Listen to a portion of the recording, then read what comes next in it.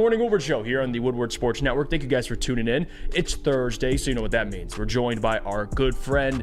And by the way, if you're new to the show and you don't know what Thursdays are, what are you doing? It's John Macaroon, the Doc, publisher for All Lions, and of course the host of the Detroit Sports Podcast. John Macaroon, how you doing this morning? Yeah, guys, Happy New Year. You hear me okay? Oh, yes, we can hear you fine. You look good, John. Oh, great, man. Trying a new setup. I'm a one-man operation. When you try stuff, you get a little nervous. Always want to show out for the boys. Happy New Year. It's a great time to talk Lions football. I'm excited, man. Thanks, everybody. The chat is great this morning. Love the show. Yeah, John, you are on Heavies. By the way, you can check that out last night. The naysayer stuff, you cracking me up, John. I can't. That was out of pocket too, but that's a whole nother conversation. John, I want to ask you. We're past Dallas. I don't even want to go through it. I think everyone's just kind of accepted at this point. It's BS. It is what it is.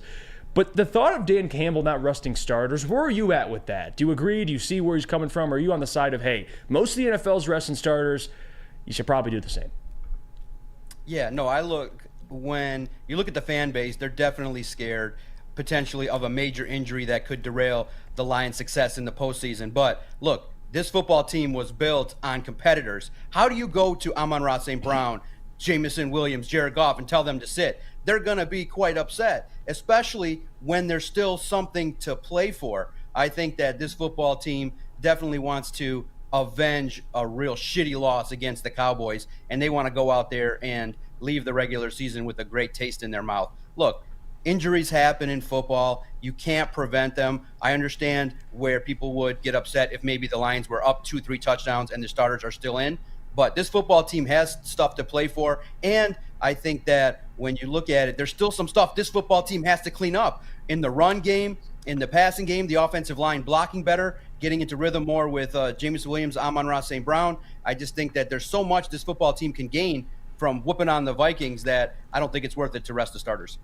I'm so glad you mentioned the angle of the Lions could still get the 2 seed. It's not likely, but at the end of the day, Philadelphia and Dallas both have road divisional games against the 2 worst teams in the division, but still, those are always tough. But anyway, assuming that the Lions play their starters, John, do you think that this is a game where the Lions take out all of their frustration and just murder the Vikings, or do you think it's going to be one where it's going to be a close game and the Vikings maybe keep it close or even have a shot to win?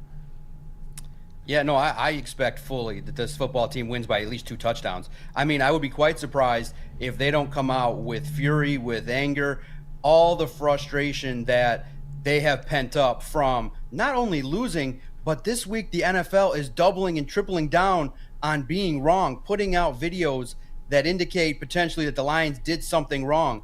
I just think that the us versus the world mentality, that message is permeating from Dan Campbell, which is, hey, take out the frustration out on the football field. And now you got another player that's going to be looking to have his top game. I mean, Amon-Ra St. Brown, what more can you do to gain respect from the fans that are voting across the league? To not be named an original Pro Bowler, to be named as an alternate, I think Amon-Ra St. Brown could crack 150 this game to prove that, look, I'm one of the top receivers. I think that's one of the major snubs that you saw, and I think this football team is going to go out there in front of their home fans. I think it's going to be a celebration. The fans are going to celebrate the Lions' first division title in 30 years. There's no way this football team doesn't execute. Also, they have the potential to have 2 running backs secure 1,000 yards in the same season. There's so many goals for this football team. Poor Vikings, they're about to take an ass whooping.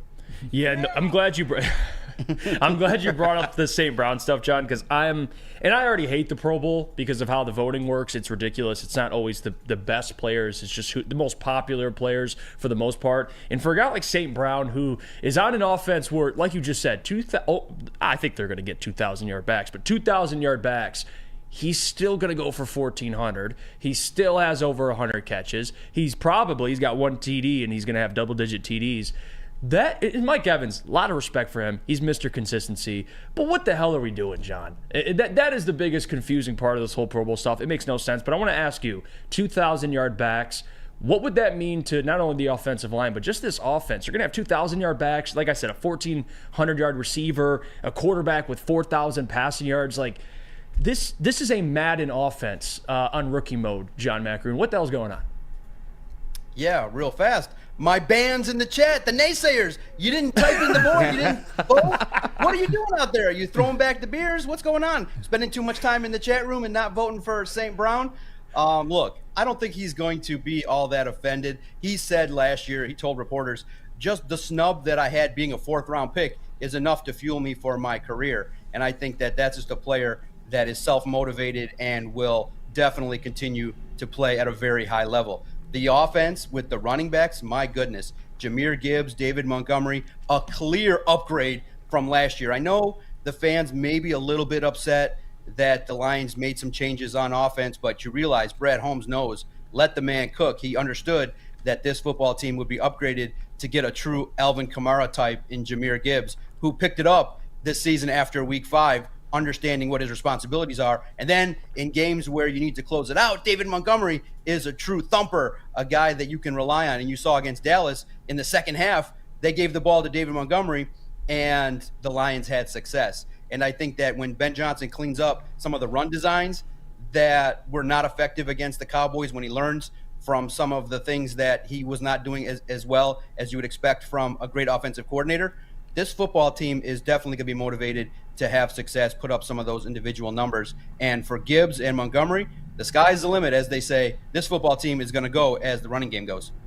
All right, so John, Justin Jefferson is listed as active. I know in these Week 18 games, you can never tell, but I'm just going to base this question off of the premise that Justin Jefferson plays, because I haven't heard anything otherwise. I don't know if you have. Have you heard anything otherwise? No, I fully expect Justin Jefferson to play. I think that, man, another challenge. Dan Campbell was asked in his press conference, look, how do you stop some of these elite wide receivers? And look, it's challenging. When you look at it, you're going up against one of the elite wide receivers, and you realize, okay, it's Cam Sutton, it's Kindle Vildor, and he's going to get his plays.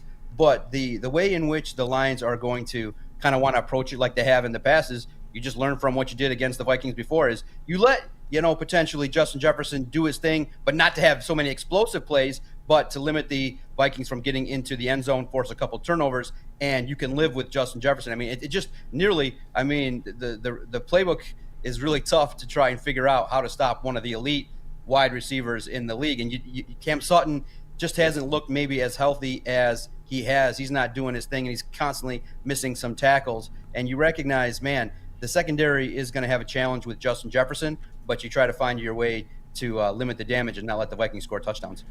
And I want to ask you, John, if this is fair, because when I'm watching this Lions team in Dallas, in a place where the Cowboys average 40, they typically blow out every team they face. Now, you got to look at the schedule, but regardless, I learned a lot about the Lions on Saturday, despite a loss. I did. I think defensively, despite CeeDee Lamb and having a career game, which, like you said and Dan said, it's hard to stop those players. Obviously, you don't want to get 200-plus yards, but he was going to get his and make some plays regardless.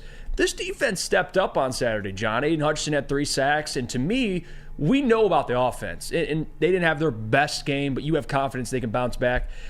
If the defense looks like that, John, in the postseason, we know where the offense is going to be. Is it fair to say about this Lions team that their shot at making a run in the NFC playoffs is – I have more confidence than I had prior to that game. Is that fair? Yeah, and you're getting back some reinforcements. James Houston, C.D. Deuce, Aleem McNeil, 3 impactful individuals are going to come back on a defense that's gaining confidence, knowing that you got Ifatu Melifonwu and Kirby Joseph, who are opportunistic. And this defense is predicated on turnovers. And you recognize that if they get the opportunity to get extra possessions for that offense, my goodness, you saw Aiden Hutchinson with 3 sacks. Guys, the Dallas Cowboys were averaging over 35 points at home. And this football team went on the road in a hostile environment and went toe-to-toe and had an opportunity to make a defensive play if Derek Barnes didn't shrivel up in crunch time. You recognize this football team, I think, is going to rise to the challenge. But for me, this football team is going to go as far as the offense goes.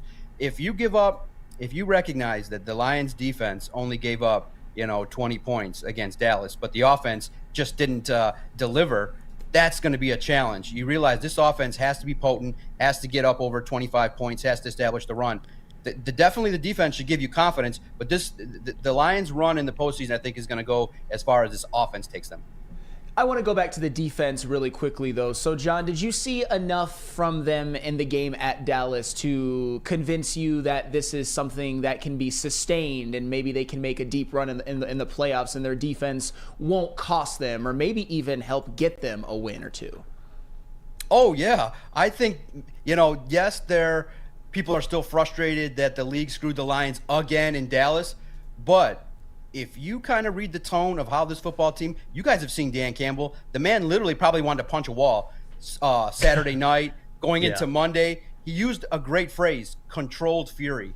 And football teams look for these type of things in regards to motivation. I mean, you got motivation probably for this year and next year from what just happened against Dallas. And then the league coming out and rubbing your nose in it, basically insinuating that you were at fault. Complete nonsense when you look at it. And then I think what Dan Campbell did and what Aiden Hutchinson said as well. Dan Campbell said, I want to play Dallas again. We want to right the ship. And I think that when you look at this football team, they're going to be motivated. They're going to be very, very much a team that really wants to showcase what they're about. I don't think they want to settle to be division champs and hang a banner in their practice facility.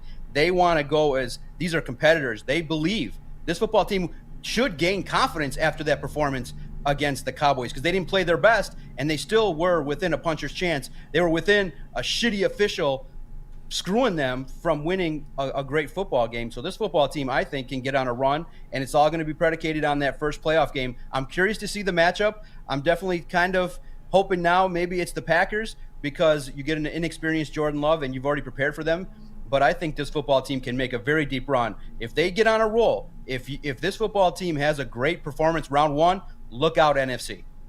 And then we got the Dean Blandino. I mean, Lions Nation. Like, what are we doing here with Dean Blandino? When has he ever spoke to, quote, Lions Nation? He was a plant. That was confusing within itself. But I want to ask you some injury updates. Jameson went down with that ankle injury. How are some of the guys trending? I know we're going to get Aleem and CJ back, but James Houston, how far is he from returning and so on and so forth?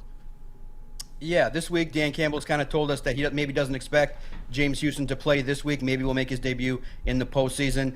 Sam Laporte is doing good after being seen with a limp after the game. Jameson Williams is day-to-day. He missed practice on Wednesday. We'll find out later today if he'll return. Maybe you take it a little bit easy on Jameson this week because you probably even don't need Jameson Williams to defeat the Vikings. You recognize C.J. Gardner-Johnson and Lee McNeil should make their return this week. Dan Campbell indicated that he wants to get them a little bit more involved this week. So I would expect James Houston probably not to play, but in Jameson Williams, I would think that, later on in the week, as we see, I feel like he's trending toward playing, but maybe not get the full allotment of playing time. I just think that, the way this game is going to go is the Lions are going to be motivated. Hey, if you guys get up 2-3 touchdowns, you can sit the second half.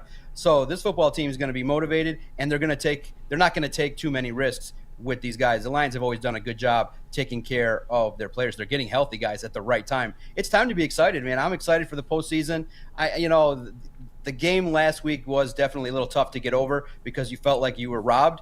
But in the end, I feel like this was the octane fuel this football team needs to make the best run that they could have.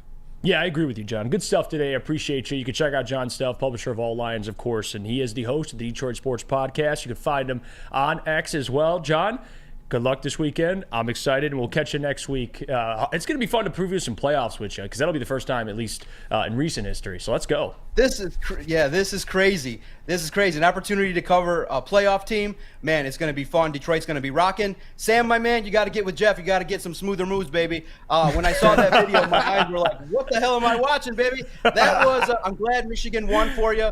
But my goodness, we got to work on the celebration. It was a 6 out of 10. But I know when they win the Natty, you're going to shine, baby. Get that celebration ready. It's going to be Michigan plus 10. I appreciate that. Here's the thing, though, and I think people already know this by now. I know that I'm a dork. I don't really care that much. It was just my natural. I mean, it's how I celebrate at home. I just happened to be on camera in a watch party. I almost forgot for a second, and yeah, when I looked back at it, I'm like, I cringed a little bit. But you know what? It just is who I am. John, you think that was bad? Wait till they win the Natty. He might be butt-ass naked. I don't know what's going to happen. New year, new swagger. That was the starting point. That's video one. That's just the Rose Bowl celebration. When you get the Natty celebration, I think it's going to be on point. I celebrated when Michigan State won the college, the NCAA tournament. So if it happens, enjoy it, soak it in. There's no better feeling than the team that you root for winning it all. Do your thing, but you gotta step it up, because you can be a dork in the Rose Bowl video, but when it's the Natty, gotta bring it, gotta go viral, baby. Yeah, all right, fair enough. Gotta go viral, baby. Appreciate you, John. We'll see you next Thursday. All right, take care.